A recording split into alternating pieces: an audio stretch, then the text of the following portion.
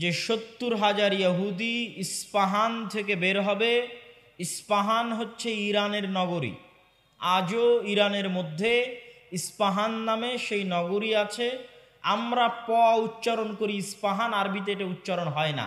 আরবিতে হয় আল আসবাহানি, বা উচ্চারণ হয় ইসবাহান বা আসবাহানি।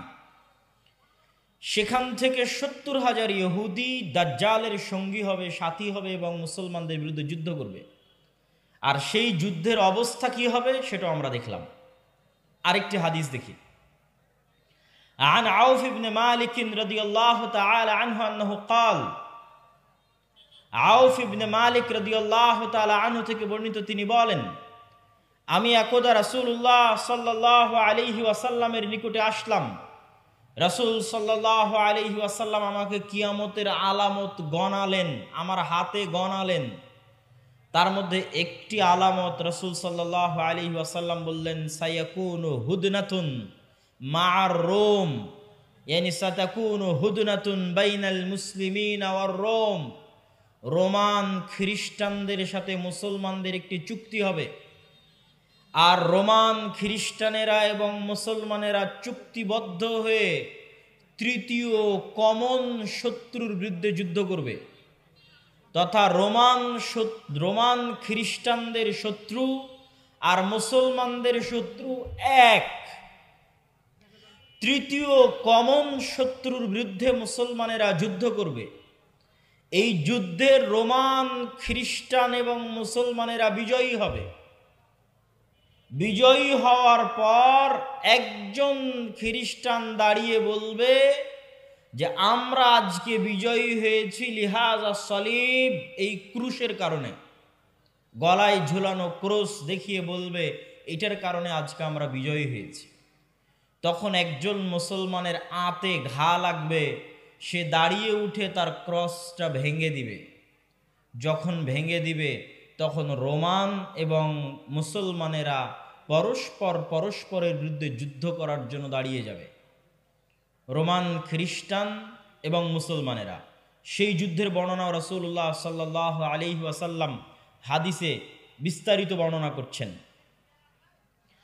عن أبي هريرة رضي الله تعالى عنه أنه قال قال رسول الله صلى الله عليه وسلم আবু হুরায়রা রাদিয়াল্লাহু তাআলা আনহু থেকে বর্ণিত, তিনি বলেন রাসূল সাল্লাল্লাহু আলাইহি ওয়াসাল্লাম বলেছেন, লা তাকুমুস সাআহ, কিয়ামত ততদিন পর্যন্ত সংঘটিত হবে না, হাত্তা ইয়ানজিলার রোম বিল আ'মাক আও বিদ্দাবিক, যতক্ষণ না রোমান খ্রিস্টানেরা অবতীর্ণ না হচ্ছে সিরিয়ার আমাক এবং দাবেক নামক জায়গায়। বর্তমান সিরিয়ার হালব নগরী থেকে অনতি দূরে তুরস্ক এবং সিরিয়ার সীমান্তবর্তী অঞ্চলে, বর্তমান তুরস্কের সীমানা এবং বর্তমান সিরিয়ার সীমানা, এই সীমান্তবর্তী অঞ্চলের জায়গার নাম হচ্ছে আমাক এবং দাবেক। এখনো ওই নামই আছে। এই আমাক এবং দাবেক জায়গায় যতক্ষণ না রোমান খ্রিস্টানেরা অবতীর্ণ না হবে মুসলমানদের বিরুদ্ধে, ফায়াখরুজু ইলাইহিম জাইশুম মিনাল মাদিনাহ, আর তাদের বিরুদ্ধে যুদ্ধ করার জন্য মদিনা মুনাওয়ারা থেকে মুসলমানদের একটি সেনাবাহিনী রওনা হবে। রাসূলুল্লাহ সাল্লাল্লাহু আলাইহি ওয়াসাল্লাম বলছেন, মদিনা মুনাওয়ারা থেকে বের হওয়া সেই মুজাহিদ বাহিনী খিয়ার ও আহলিল আরজ, তৎকালীন বিশ্বের সর্বোত্তম, সবচেয়ে শ্রেষ্ঠ, সবচেয়ে দামি, সবচেয়ে আল্লাহওয়ালা পরহেজগার মানুষ হবে।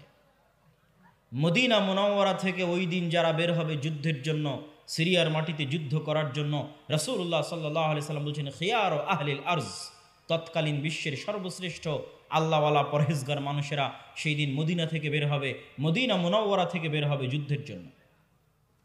যুদ্ধের কথা বর্ণনা করতে গিয়ে রাসূলুল্লাহ সাল্লাল্লাহু আলাইহি ওয়াসাল্লাম বলেন, ফায়ুকাতিলুহুম ফায়ানহাজিমু সুলুসুন লা ইয়াতুবুল্লাহ তাওবাতাহুম আবাদা।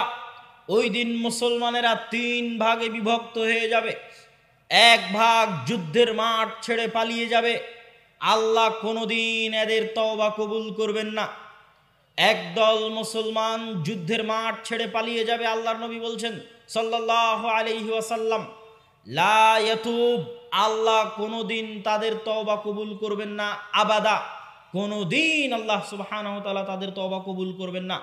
ওয়ায়ুক্তালু সুলুসুহুম, 3 ভাগের 1 ভাগ ওই যুদ্ধে মারা যাবে। রাসূলুল্লাহ সাল্লাল্লাহু আলাইহি ওয়াসাল্লাম বলছেন আফজালুশ শুহাদা ইনদাল্লাহ, আল্লাহর নিকটে সর্বশ্রেষ্ঠ শহীদ বলে গণ্য হবে ওই যুদ্ধে যারা যুদ্ধ করে শাহাদত অর্জন করবে, শহীদ হয়ে যাবে 3 ভাগের 1 ভাগ মুসলমান, তারা আল্লাহর দরবারে সর্বশ্রেষ্ঠ শহীদ হিসেবে বিবেচিত হবে। রাসূলুল্লাহ সাল্লাল্লাহু আলাইহি ওয়াসাল্লাম বললেন ওয়াফতাতিহুস সুলুস, আর 3 ভাগের 1 ভাগ বিজয় লাভ করবে রোমানদের উপরে। 3 ভাগের 1 ভাগ বিজয় লাভ করবে রোমানদের উপরে। লা ইফতানুনা আবাদান, এরা কোনো দিন আর কিয়ামত পর্যন্ত ফিতনায় পতিত হবে না, এবং এদের হাত দিয়ে ইফতাতিহুনা কুস্তুনতুনিয়া, কুস্তুনতুনিয়া বিজয় হবে। কুস্তুনতুনিয়া কি? আগের হাদিসেও দেখেছেন আল্লাহর নবী বলেছে বাইতুল মাকদেসের আবাদ হওয়া, মদিনার ধ্বংস হওয়া, মদিনার ধ্বংস হওয়া, মহাযুদ্ধের শুরু হওয়া, মহাযুদ্ধের শুরু হওয়া, কুস্তুনতুনিয়া বিজয় হওয়া, কুস্তুনতুনিয়া বিজয় হওয়া, দাজ্জালের বের হওয়া। কুস্তুনতুনিয়া হচ্ছে আজকের তুরস্কের ইস্তাম্বুল। আজকের তুরস্কের ইস্তাম্বুলকে আরবিতে বলা হয় কুস্তুনতুনিয়া, ইংরেজিতে বলা হয় কনস্টান্টিনিপল। কনস্টান্টিনিপল এবং বর্তমান নাম হচ্ছে ইস্তাম্বুল। তুরস্কের রাজধানী, যদিও আগে রাজধানী ছিল, এখন অফিসিয়াল রাজধানী নয়, অফিসিয়াল রাজধানী আঙ্কারা, কিন্তু তারপরও রাজধানীর মতো মান মর্যাদা যেই শহরের, সেটাই হচ্ছে ইস্তাম্বুল, কুস্তুনতুনিয়া, কনস্টান্টিনিপল। রাসূল সাল্লাল্লাহু আলাইহি ওয়াসাল্লাম বলছেন ফায়াফতাতিহুনা কুস্তুনতুনিয়া, ওই যে একদল বিজয়ী হবে রোমানদের উপর, তাদের হাতে আল্লাহ কুস্তুনতুনিয়া, কনস্টান্টিনিপল বিজয় দান করবেন। ফাবাইনামা হুম ইয়ানকাসিমুনাল গানাইম, যখন এই সমস্ত বিজয়ী মুজাহিদরা গনিমতের মাল বন্টন করবে এবং তাদের তরবারি ঝুলানো থাকবে গাছের সাথে, তখন একজন চিৎকার করে বলবে সাহা ফীহিমুশ শাইতান ইন্নাল মাসীহা ক্বাদ খালাফাকুম ফি আহলিকুম, মাসীহুদ দাজ্জাল বের হয়ে গেছে আর তোমাদের বাড়িতে বাড়িতে মাসীহুদ দাজ্জাল প্রবেশ করতেছে। এখন পর্যন্ত ইমাম মাহদী আসেননি, হয়তো এনাদের মধ্যে ইমাম মাহদী থেকে থাকতে পারেন, তবে তিনি যে ইমাম মাহদী তা এখনও প্রকাশিত আকারে জনগণের সামনে স্পষ্ট হয়নি। হবে কখন? দাজ্জাল বের হওয়ার পরে এবং সালাতের, দামেস্কের মসজিদে সালাতের পরে, যেটার বর্ণনা রাসূল সাল্লাল্লাহু আলাইহি সাল্লাম দিচ্ছেন। ফায়াখরুজুন ওয়া যালিকা বাতিল, শয়তানের এই মিথ্যা কথা শুনে তারা তরবারি নিয়ে দৌড়ে এগিয়ে যাবে কোথায়? মাসীহুদ দাজ্জাল, তার বিরুদ্ধে যুদ্ধ করার জন্য। ফাইদা জাউ শাম, তারা আস্তে আস্তে দেমাস্কে চলে আসবে। দেমাস্কের মসজিদে তারা কাতারবদ্ধ হয়ে সালাতের জন্য দাঁড়াবে। ইদা উকিমাতিস সালাত, যখন সালাতের ইকামত দেওয়া হবে, ফায়ানজিলু ঈসা ইবনু মারিয়াম, তখন আসমান থেকে ঈসা ইবনু মারিয়াম অবতীর্ণ হবেন। ফাআম্মাহুম ফাইদা রাআহু আদুউল্লাহ যাবা কামা ইয়াযুবুল মিলহ ফিল মা, ঈসা ইবনু মারিয়াম অবতীর্ণ হবেন ওই মসজিদে, এবং তারপরে মুসলমানেরা দাজ্জালের বিরুদ্ধে যুদ্ধ করার জন্য রওনা দিবে। এবং মসজিদে আকসার পাশে, জেরুজালেমের পাশে লুদ নামক, বাবুল লুদ, লুদ নামক দরজায় ঈসা আলাইহিস সালাতু ওয়াস সালামকে দেখে মাসীহুদ দাজ্জাল লবণ যেভাবে পানিতে দিলে গলে যায় সেভাবে গলতে থাকবে, এবং তার গলে শেষ হওয়ার আগেই, তার গলে শেষ হওয়ার আগে রাসূল সাল্লাল্লাহু আলাইহি ওয়াসাল্লাম বলছেন ফালাউ তারাকাহু লানযাব হাত্তা ইয়ানহালিক, যদি ঈসা ইবনু মারিয়াম তাকে ওই অবস্থায় রেখে দিতেন তাহলে সে গলে ধ্বংস হয়ে যেত। হাত্তা ইয়াহলিক ওয়ালাকিন ইয়াকতুলুহুল্লাহ বিয়াদিহি ফায়ুরিহিম দামাহু ফি হারবাতিহি, কিন্তু আল্লাহ সুবহানাহু ওয়া তাআলা চান যে ঈসা ইবনু মারিয়ামের মাধ্যমে সে নিহত হোক, এই জন্য ঈসা ইবনু মারিয়াম তাকে হত্যা করবেন এবং দাজ্জালের রক্ত জনগণকে দেখাবেন। সম্মানিত উপস্থিতি, আরেকটি ব্যতিক্রম ধর্মী হাদিস, সেই হাদিসটা বলে আমরা আমাদের সংক্ষিপ্ত ব্যাখ্যার দিকে এগিয়ে যাব ইনশাআল্লাহ। আবু হুরায়রা রাদিয়াল্লাহু তাআলা আনহু থেকে বর্ণিত, তিনি বলেন রাসূল সাল্লাল্লাহু আলাইহি ওয়াসাল্লাম বলছেন সামি'তুম বিমাদিনাতিন জানিবুম মিনহা ফিল বার ওয়া জানিবুম মিনহা ফিল বাহর, তোমরা একটি শহরের কথা শুনেছ যেই শহরের এক সাইডে সমুদ্র এবং আর এক সাইডে মাটি। রাসূলুল্লাহ সাল্লাল্লাহু আলাইহি ওয়াসাল্লামের উত্তরে সাহাবীগণ বললেন জি আমরা শুনেছি। রাসূল সাল্লাল্লাহু আলাইহি ওয়াসাল্লাম বলছেন, লা তাকুমুস সাআহ হাত্তা ইয়াগযুহা ৭০ আলফাম মিন বনি ইসহাক, ততক্ষণ পর্যন্ত কিয়ামত হবে না যতক্ষণ না বানু ইসহাকের ৭০,০০০ মানুষ তাদের বিরুদ্ধে যুদ্ধ না করছে। আর তারা সেই দিন যুদ্ধ করবে ওই শহর বিজয়ের জন্য, আর ওই শহর বিজয়ের জন্য ফালাম ইউকাতিলু বিসালাহ, কোনো অস্ত্রপাতি লাগবে না ওই শহর বিজয় করতে, ওয়ালাম ইয়ারমু বিসাহমিন, কোনো তীর নিক্ষেপ করা লাগবে না ওই শহর বিজয় করতে। ক্বালু লা ইলাহা ইল্লাল্লাহু আল্লাহু আকবার, তারা শুধু আল্লাহু আকবার ধ্বনি দিবে, তাকবীর ধ্বনি দিবে। ফায়াসকুতু আহাদু জানিবাইহা, ওই শহরের একটি প্রাচীর ধসে পড়ে যাবে। তারপরে দ্বিতীয়বার যখন তারা তাকবীর ধ্বনি দিবে তখন শহরের আরেকটি প্রাচীর ধসে পড়ে যাবে। তারা তৃতীয়বার যখন তাকবীর ধ্বনি দিবে তখন শহরের আরেকটি প্রাচীর ধসে পড়ে যাবে। ফাইফাররাজু লাহুম ফায়াদখুলুহা, তারা বিজয়ী বেশে ওই শহরে প্রবেশ করবে। ফায়াগনামু ফাবাইনাহুমা ইয়াকতাসিমুনাল মাগানিম, যেই মুহূর্তে তারা বিজয়ী বেশে শহরে প্রবেশ করবে আর গনিমতের মাল বন্টন করবে, তখন শয়তান চিৎকার করে বলবে, তোমাদের ঘরে দাজ্জাল প্রবেশ করে গেছে। সম্মানিত উপস্থিতি, পরপর আমরা 4টা হাদিস দেখলাম। এই 4টা হাদিস এক একজন এক একভাবে ব্যাখ্যা করতে পারে। আমি আগেও বলেছি যে যতদিন এই জিনিসগুলো না ঘটবে ততদিন এই জিনিসগুলোর প্রকৃত ব্যাখ্যা কেউ জানবে না। কিন্তু আমার কাছে সংক্ষিপ্তভাবে যেটা মনে হয়েছে যে উমরান ও বাইতুল মাকদেস আবাদ হওয়া, কেউ কেউ ব্যাখ্যা করে এই যুগের যে বাইতুল মাকদেস আবাদ হওয়া মানে ইহুদিরাই জেরুজালেম দখল করে নিবে এবং সেখানে বিশাল রাজধানী প্রতিষ্ঠা করবে। প্রতিষ্ঠা করার মাধ্যমে সে এটা পৃথিবীর একটি জাঁকজমকপূর্ণ একটা বিশাল বড় শহর, লন্ডন দুবাইয়ের মতো একটা বড় শহরে পরিণত হয়ে যাবে জেরুজালেম, যেটা থাকবে তাদের হাতেই, আমাদের হাতে নয়। কেউ বলেছেন এটা।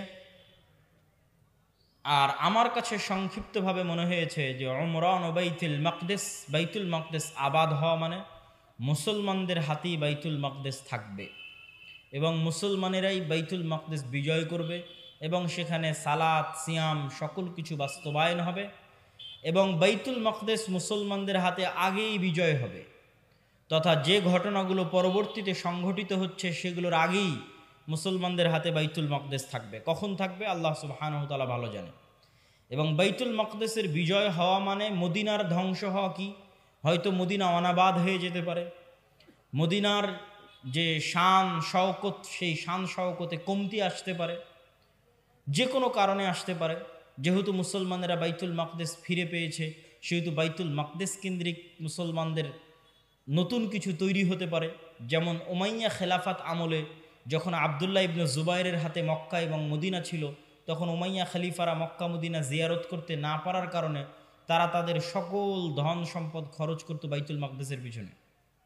তথা এই মসজিদকে কেন্দ্র করে মুসলমানদের একটা ব্যস্ততা, শহর বন্দর সকল কিছু গড়ে উঠবে এই শহরকে কেন্দ্র করে এবং মদিনা অনাবাদ হয়ে যাবে। মদিনা অনাবাদ হয়ে গেলে যুদ্ধ শুরু হবে। কোন যুদ্ধ?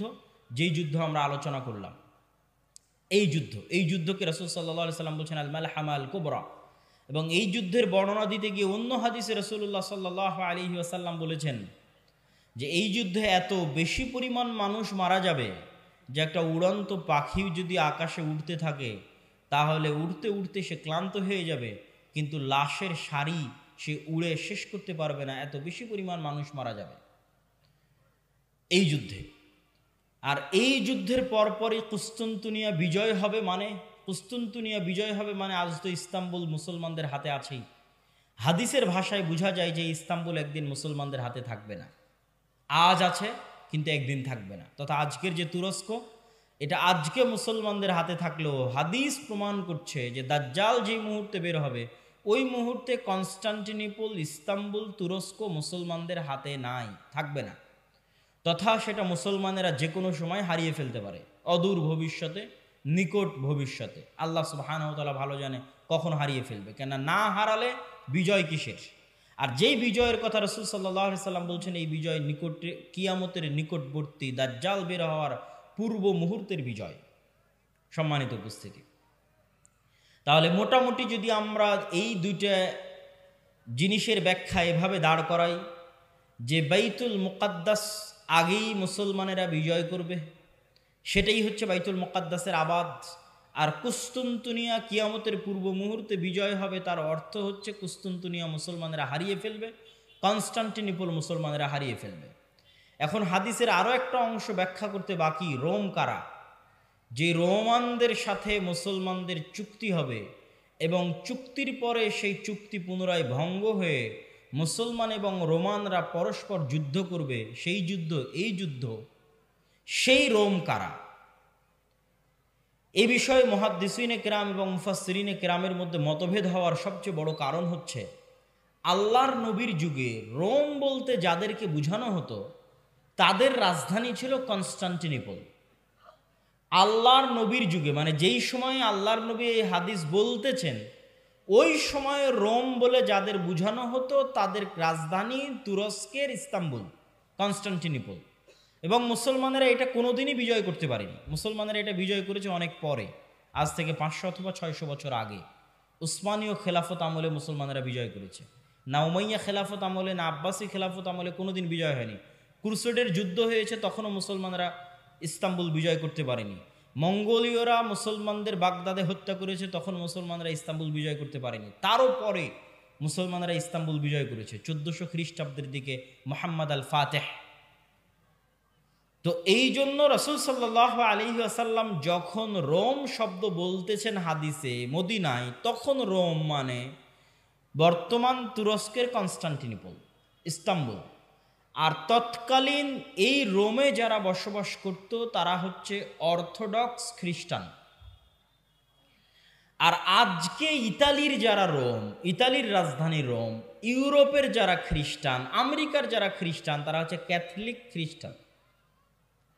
এবং তাদের মধ্যে বিশ্বাসগত এবং আকীদাগত পার্থক্য আছে অনেক বিষয়ে, পদ এবং পদবীগত পার্থক্য আছে, কৃষ্টি কালচার, সামাজিক আচার ব্যবহারগত পার্থক্য আছে।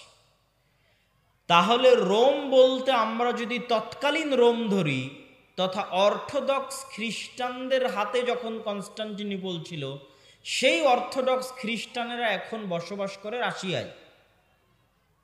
রাশিয়া এবং ইউক্রেনের যুদ্ধের অন্যতম একটা কারণ হচ্ছে ইউক্রেনে ইউরোপিয়ান এবং আমেরিকানেরা ক্যাথলিক খ্রিস্টানের চর্চা বাড়াচ্ছিল, যেটা রাশিয়া কখনোই চায় না যে তার আশেপাশের কোনো দেশে ক্যাথলিক খ্রিস্টানের চর্চা বাড়ুক, কেননা তারা মানে অর্থোডক্স খ্রিস্টান।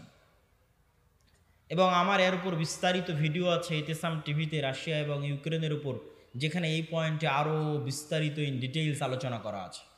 তাহলে আল্লাহর নবীর যুগের রোম যদি ধর্মীয় দৃষ্টিকোণ থেকে তাদের পরিচয় দেখি, যে আল্লাহর নবী যেই সময়ে হাদিস বলছেন ওই সময়ে রোম বলতে কাদের বোঝা হতো, তাহলে কনস্টান্টিনোপলে যে অর্থোডক্স খ্রিস্টানেরা ছিল তাদেরকে বোঝানো হতো। তারা আজ কোথায় আছে? তারা আজ রাশিয়াতে আছে।